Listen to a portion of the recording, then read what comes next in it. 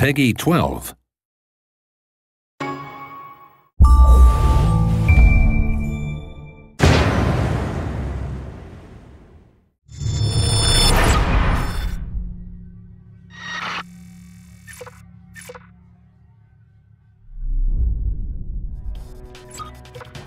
Hello, I'm Julian Gollop. Welcome to the Ghost Recon Shadow Wars gameplay video 1. I'm going to take you through one of the missions later in the game. We've got two ghosts in this mission. First one is Banshee. She's a Recon class. And we've got Duke, who's a Commando class.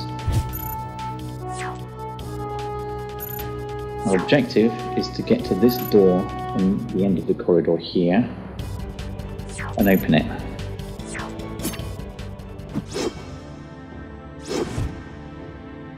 Okay, if we look around, we'll see some enemies above us, some to the left, and there are some below.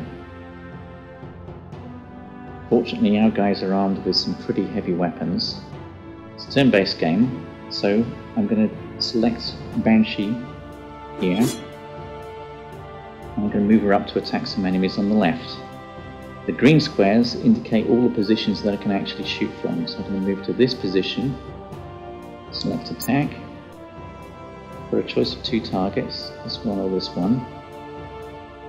The bar above the enemy's head indicates possible damage. Red is certain damage, and the orange part is possible damage, and the green part is what he's going to be left with. So let's select attack and see what happens. Okay, he's taken 12 hit points damage, he's half dead. Banshee has finished moving, so I'm going to move over and select Duke. Again, the green squares show where I can attack from. I'm going to bring Duke up near to Banshee. Select attack. Now, if I select this target, there's a possibility that I'm going to kill him.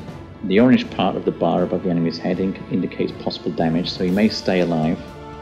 This guy I don't stand a chance of killing. The red lines indicate possible return fire.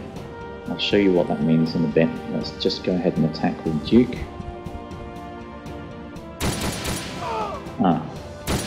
Unfortunately the enemy remained alive, and I got return fire from both of them. This is very important tactically to take into account return fire when you're attacking.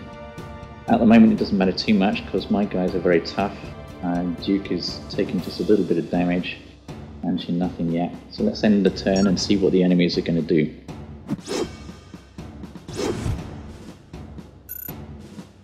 Okay, it looks like they've noticed us. A couple of enemy assault troops moving up next to the turrets.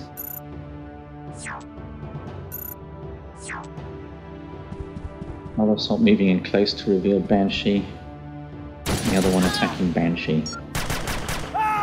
Normally Banshee cannot be attacked directly because of her camouflage, but if an enemy moves next to her, she becomes revealed.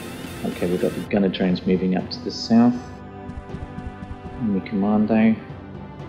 And above us again, another enemy commando unit. Some assaults. Here we've got two melee drones which are very nasty in close combat, so we don't want to let these guys get next to us. And finally we've got one more assault over to the left. Basically, we're surrounded. First, let's deal with the immediate threat. We'll take this guy out. I'm going to just move Banshee a little bit more towards our objective and attack from there. She's at close range, she does a lot of damage and kills in one hit. That's excellent. Now Duke is free to launch his attack over here. When I select Duke, I'm going to switch to his secondary weapon, which is a shoulder-launched missile launcher. I can't move so far and attack, and if I move here, select attack, I can launch an attack on the line here. It's an area effect weapon, so I should be able to affect 3 targets. Let's see what happens. Excellent, I've taken out one of the turrets and 2 of the defending guards are seriously injured. Let's see what the enemy can respond with. Assault's moving up closer, but they're not in range to attack yet.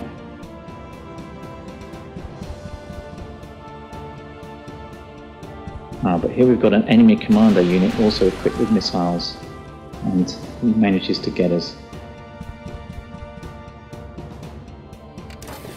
The enemy melee train's closing up very fast, they're quite rapid.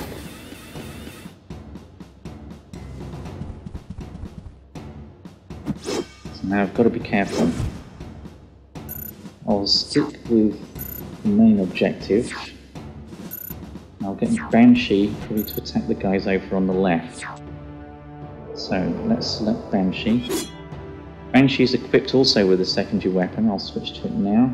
This is an EMP grenade. It's very effective against enemy drones and turrets, but will also do a reasonable amount of damage to enemy soldiers. So again, if I launch in the middle here, back from this position and see what I can do.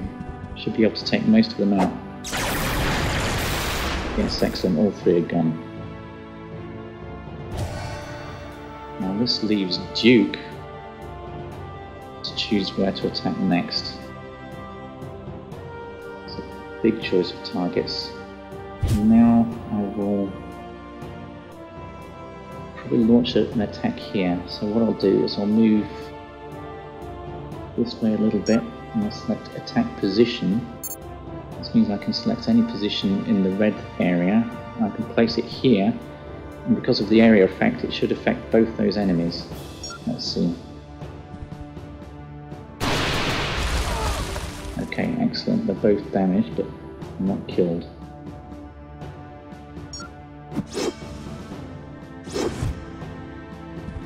Finally, an enemy assault's got up onto the main passage.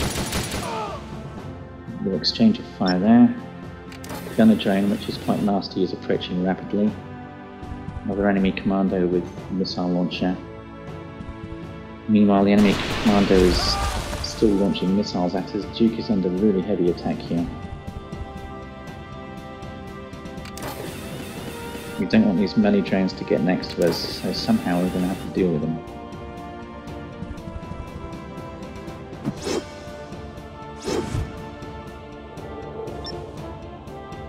Now, fortunately, Duke is now powered up. Whenever you attack an enemy or kill him, you get some power points. If you look at the blue bar on the bottom left, you'll see it's at 100%. So I'm going to make good use of my power attack. Let's select Duke first. I'm going to launch the power attack into the middle of these guys here. If I move the camera a little bit, you can see they're reasonably well bunched up. Get some return fire from that position. Maybe I can move here, I won't get any return fire. Now I'm going to select Wide Impact, which is Duke's power attack. This immediately extends the area of effect, and it will also do more damage, so I should be able to do quite a lot here. Let's see. So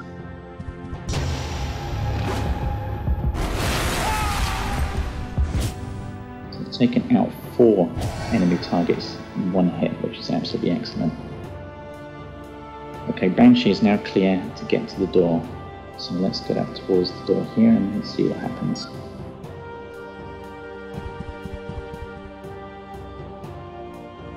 Oh dear, on the other side of the door we've got a whole load of trouble, a lot of enemy drones.